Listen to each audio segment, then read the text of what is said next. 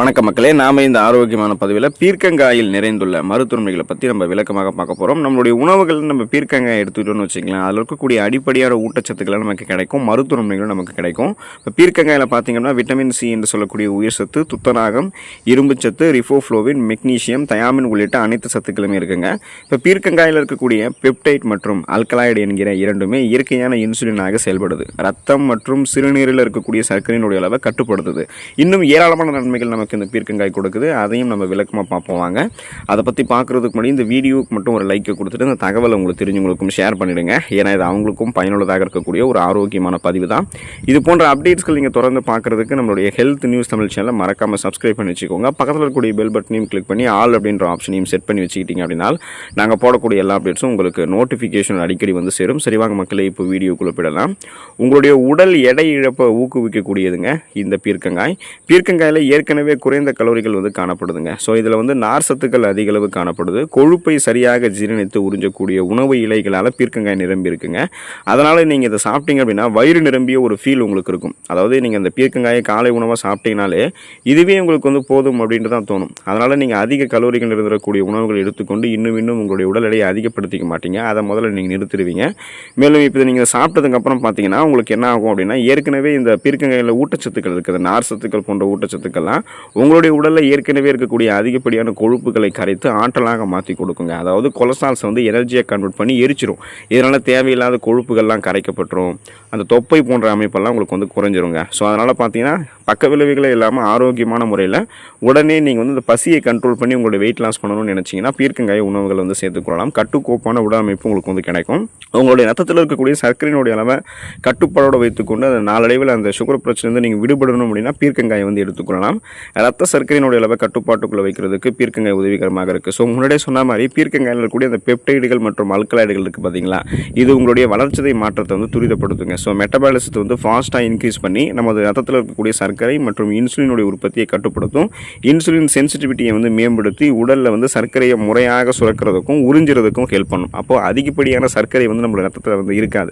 So அந்த high sugar அதை வந்து நீங்கள் கண்ட்ரோல் பண்ணிக்கிறதுக்கும் சுகர் ப்ராப்ளத்துலேருந்து நீங்கள் விடுபட்டுறதுக்கு நீங்கள் தொடர்ந்து பீர்க்கங்காய் உணவுகளை சேர்த்துக்கலாம். ஒருவேளை உங்களுக்கு வந்து சுகர் ப்ராப்ளமே இல்லை, இப்போவே நாங்கள் ஆரோக்கியமாக இருக்கோம் அப்படின்னாலும் வருங்காலத்தில் அந்த சர்க்கரை வியாதிகள் உங்களுக்கு வரக்கூடாதுன்னு நினச்சிங்கன்னா தொடர்ந்து இப்போ இருந்தே வாரத்தில் ஒரு தடவை பீர்க்கங்காய் எடுத்துக்கிட்டிங்க அப்படின்னா இன்சுலின் சென்சிட்டிவிட்டி உங்களுக்கு கரெக்டான லெவலில் இருக்கிறதால வருங்காலத்தில் அந்த நீரிழிவு சுகர் ப்ராப்ளம் அப்படின்ற அந்த பேச்சுக்கு இடம் இருக்காது. நீங்கள் ஆரோக்கியமாக இருக்கலாம்.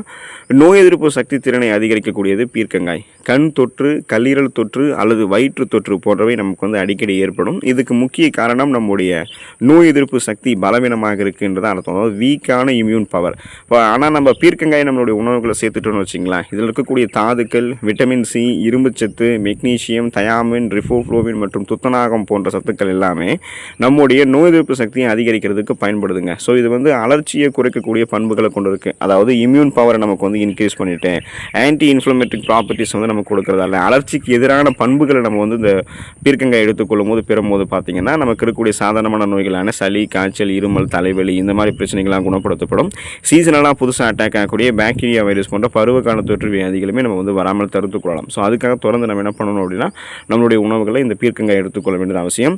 அனிமியா என்று சொல்லக்கூடிய ரத்த சோகை நோய், இந்த நோய் குணப்படுத்தப்பட்டு மீண்டும் வராமல் தடுக்கப்படுவதற்கு நம்ம பீர்க்கங்காய் வந்து எடுத்துக்கொள்ளலாம். இரும்புச்சத்து குறைபாட்டால் பாதிக்கப்படக்கூடிய நிறைய பேருக்கு ரத்த சோகை போன்ற பிரச்சனைகள் வந்து இருக்கும். ஸோ இது வந்து கடுமையாக உடல் சோர்வு இருக்கும், பலவீனம் இருக்கும், குமட்டல், வாந்தி, மயக்கம் தொல்லை இருக்கும், கவனமின்மை இருக்கும், உடல் வலி கடுமையாக இருக்கும். இதெல்லாமே நம்மளுடைய உடலில் இருக்கக்கூடிய அந்த ரத்த சிகப்பு அணுக்களினுடைய உற்பத்தியை பராமரிக்கிறதுக்கு இரும்புச்சத்து மிக மிக முக்கியமானது. ஸோ அந்த இரும்புச்சத்து நமக்கு குறையும் பொழுது ரத்த சிகப்பு அணுக்களுடைய எண்ணிக்கை குறையும். அதில் இருக்கக்கூடிய ரத்த புரதமான ஹீமோகுளோபின் கவுண்ட் வந்து குறையும் போது போதுமான அளவுக்கு ஆக்சிஜன் சப்ளை கிடைக்கலன்னா நம்மளுடைய உடல் உறுப்புகள் ஒழுங்காக வந்து போதுமான அளவுக்கு ஆக்சிஜன் சப்ளை பெறலைன்னா நமக்கு இந்த மாதிரி மயக்கம், தலைவலி எல்லாம் வர ஆரம்பிக்கும். அனிமியாவுக்கான அறிகுறிகள்லாம் தென்படும். ஸோ இதை நீங்கள் க்யூர் பண்ணணும் அப்படின்னு பார்த்தீங்க அப்படின்னா இந்த ரத்த சிகப்பு அணுக்களை ஒருங்கிணைக்கிறதுக்கு விட்டமின் B6 வந்து ரொம்ப அவசியம், இரும்புச்சத்து அவசியம். அதுக்கு தான் நீங்கள் பீர்க்கங்காய் எடுத்துக்கிட்டீங்க அப்படின்னா இந்த அனைத்து சத்துக்களுமே பீர்க்கங்காயில் இருக்கிறதால போதுமான அளவுக்கு ரத்த சிகப்பு அணுக்கள் உங்களுக்கு கரெக்டான லெவலில் வந்துடும். ரத்த சிகப்பு அணுக்கள் கரெக்டான லெவலில் ஆக்சிஜன் சப்ளை உங்களுக்கு வந்து மேற்கொள்ளும். ஸோ இதன் மூலமாக பார்த்தீங்கன்னா அந்த அனிமியா என்று சொல்லக்கூடிய ரத்த சோகை நோய் இருக்காது, அதனுடைய அறிகுறிகள் எதுவுமே இருக்காது. சரும பளபளப்பை கொடுக்கக்கூடியது பீர்க்கங்காய்ங்க. அப்போது சரும பிரச்சனைகள் பெரும்பாலும் வந்து குடல் ஆரோக்கியத்தோட தொடர்புடையது நீங்கள் தெரிஞ்சுக்கோங்க. ஏன்னா குடல்களில் வந்து அதிகப்படியான கழிவுகள் இருந்துச்சுன்னா அதுதான் உங்களுக்கு ஃபேஸில் வந்து முகப்பொருட்கள் இந்த மாதிரி சர்மம் சார்ந்த பிரச்சனைகளாக உங்களுக்கு ரிஃப்ளெக்ட் ஆகும். எனவே வாரத்திற்கு 2 முறையாவது பீர்க்கங்காயை சேர்க்கிறது உங்களுடைய உணவுகளை சேர்த்து சமைச்சு சாப்பிட்டீங்கன்னா சருமத்தை நீங்கள் வந்து பளபளப்பாக வைத்துக் கொள்ளலாம். சில வாரங்களுக்குள்ளே உங்களுடைய சரும அழகு மற்றும் குடல் ஆரோக்கியத்தில் நீங்கள் மாற்றம் காண்பீங்க. இப்போ நீங்கள் தொடர்ந்து பார்த்தீங்கன்னா பீர்க்கங்காய் உணவுகளை சேர்த்துட்ருங்க, முடிஞ்சால் சூப் போட்டு கூட எடுத்துக்கோங்க. இதுவுமே நல்ல பலன் தான் உங்களுக்கு வந்து கொடுக்கும். அப்போ அந்த உங்களுடைய குடல்களில் இருக்கக்கூடிய அந்த கழிவுகள்லாம் அகற்றப்படும் போது சருமம் வந்து பார்த்திங்கன்னா தானாகவே பிரகாசமாக தெரிய ஆரம்பிக்கும். முகப்பொருட்கள், கண் கருவளையங்கள், கரும்புள்ளிகள், வயதான சுருங்கிய தோலமைப்பு என எதுவுமே இல்லாமல் ஒரு பளபளப்பான இளமையான தோற்றம் உங்களுடைய சருமத்துக்கு கிடைக்கும். சருமம் பளபளப்பு அதிகரிக்கப்பட்டு சரும அழகு நீங்கள் பெறுவீங்க. ஸோ இந்த அளவுக்கு நன்மைகளை பெறணும் அப்படின்னா தொடர்ந்து பீர்க்கங்காய்களுமே உணவுகள் எடுத்துக்கொள்ளுங்கள், ஆரோக்கியமாக இருங்க. அடுத்த ஆரோக்கியமான பதிவில் மறக்காமல் சந்திப்போம். நன்றி மக்களே.